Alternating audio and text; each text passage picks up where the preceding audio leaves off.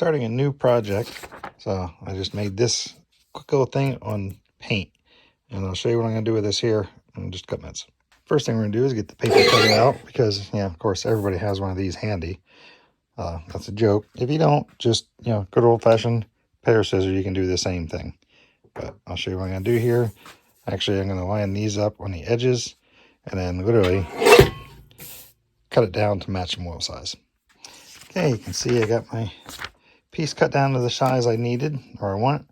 And now I have this old cutting board that I'm actually going to sand down, get the cut marks out of, and this is what I'm going to be using for this project. So I'm going to go ahead and sand this down, and I'll be back.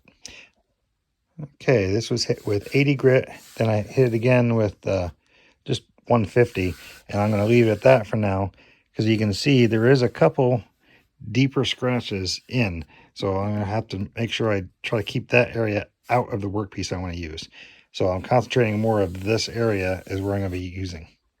Okay, normally for this I'd use spray glue, but I'm out of it right now, so I'm just going to use regular wood glue for now, and I'm going to use this little block to kind of spread out, give a nice thin even coat, and then basically flip it and stick it where I want it. Alright, got it all stuck on there nice. I was going to go make sure, come through with this, just to make sure I get all air bubbles out, since it's not the spray stuff. Because the main part I'm looking for is this area here to be stuck. This on the edges, I'm not so worried about. I can do that later on with just chop saw or whatever.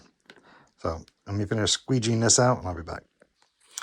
Now, I should have realized it's paper, so you got to be careful when doing it when it gets wet. You can see I tore it right there, but I got it relined back up. So now I got everything else down. I got all the air bubbles out. We're just going to let it sit and dry. So I'm going to let this go for at least an hour or so, and I'll be back. All right, let it sit overnight. Now it's nice and dried on and hard.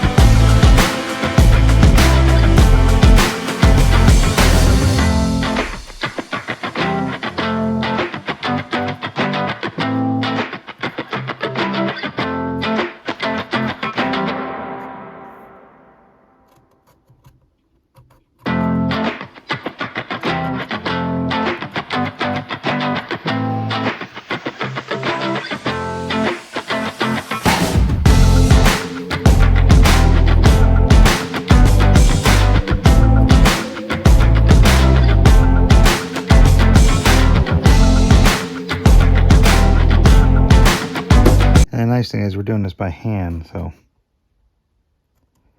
it gives that nice aesthetic of being handmade, not machine made.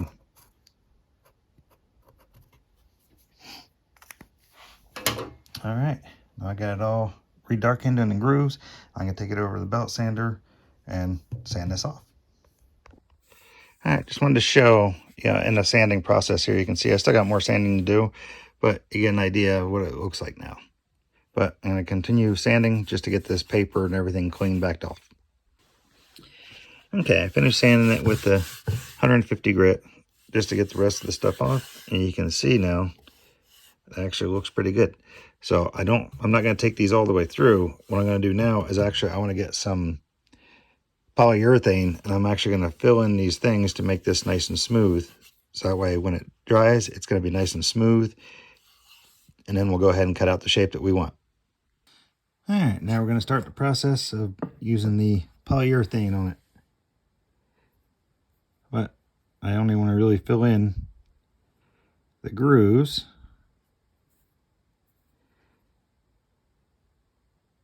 So you can see how I'm just kind of filling it in.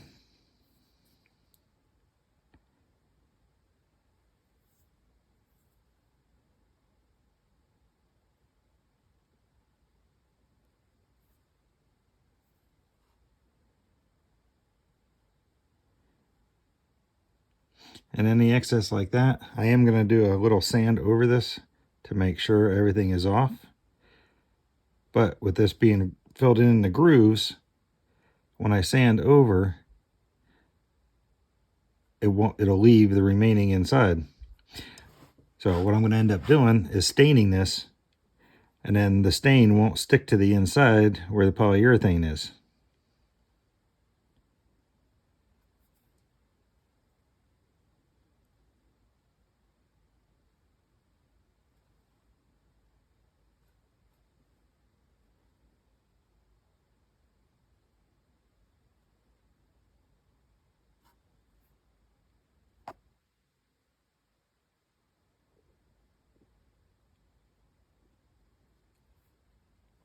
And if you can't tell, this is going to be a present for the wife.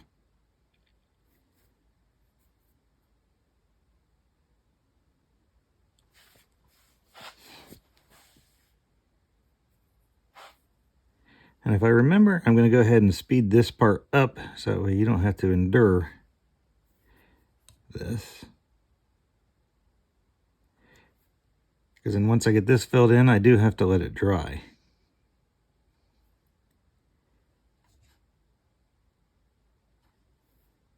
Normally with polyurethane you can do about 45 minutes between coats, but I'm putting it on kind of thick, so I'll probably just end up letting this sit over the rest of the day, and then I'll pick it back up again tomorrow.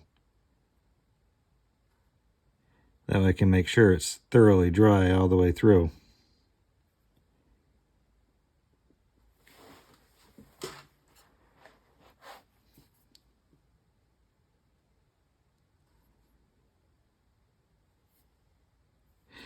And this is a water lily. I'm not actually worried about that. I'm actually just I'm trying to make it more of just a ghost in the background, not an actual, so it stands out.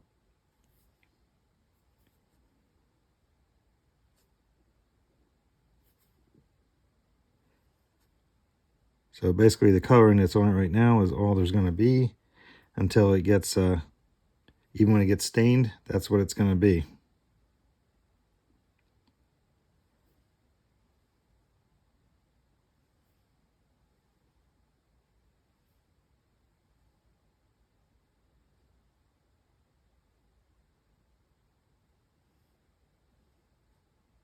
You can tell basically just filling up the grooves.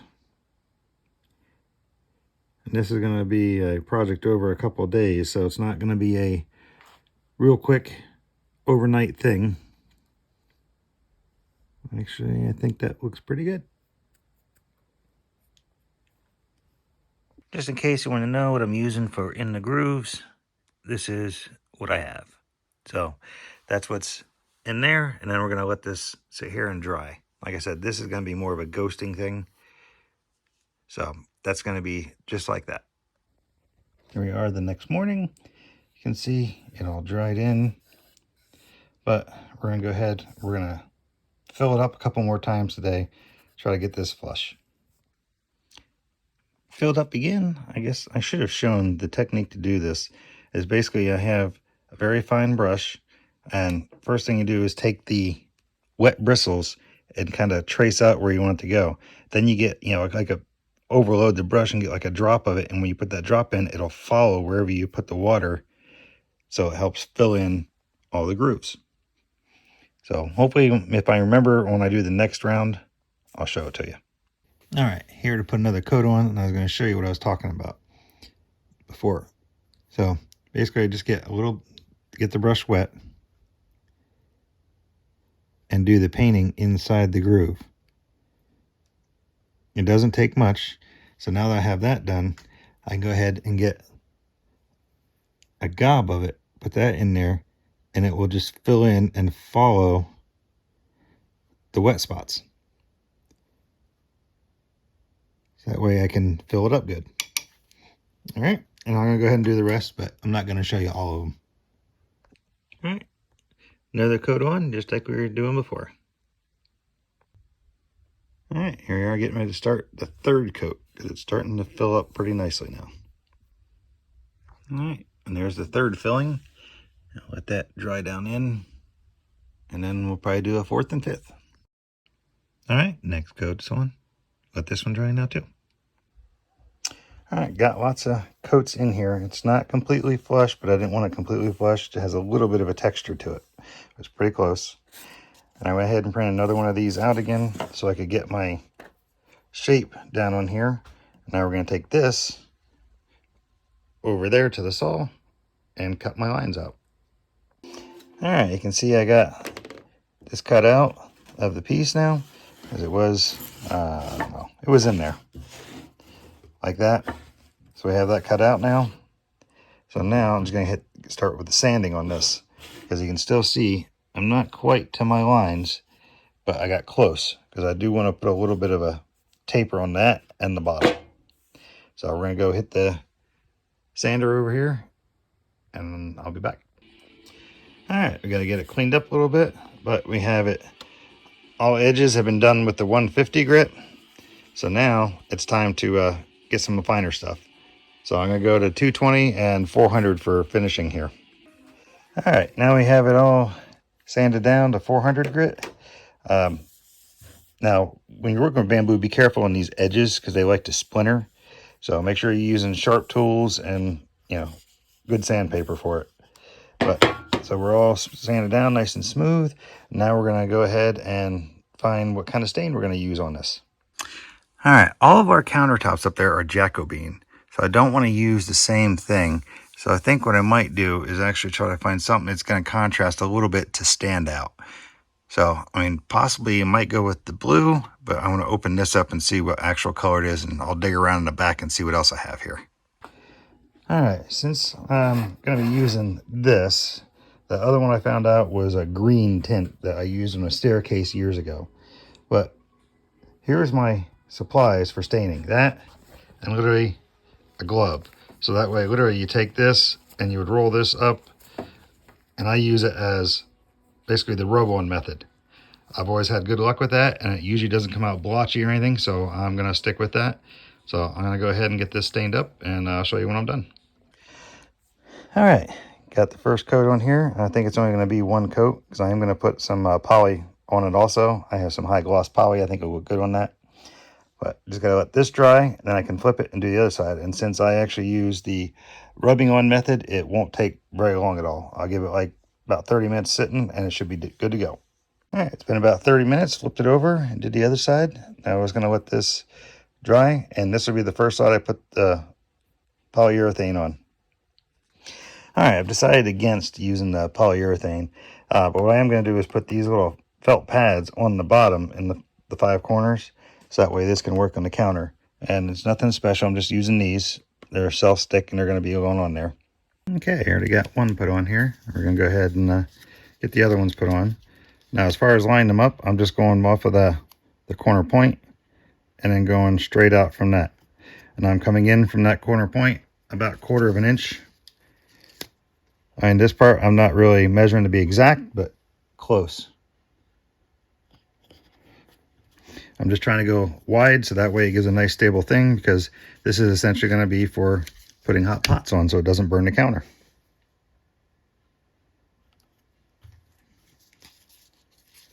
And this board has been wiped down thoroughly before you put these on. All right, there you have it. They're all on, and it is finished. And there it is. Got the legs and everything, so it's ready to go. Hope you enjoyed. Yeah, hope you really enjoyed this. This is actually just an old cutting board that was going to get thrown out. So we basically sanded it down, got all the scratches and everything out, and then we're going to reutilize this. So now this is going to be for putting hot pots on so they don't mess up the counter up in our kitchen. And if you're curious about that, watch the kitchen video and you'll see the counters.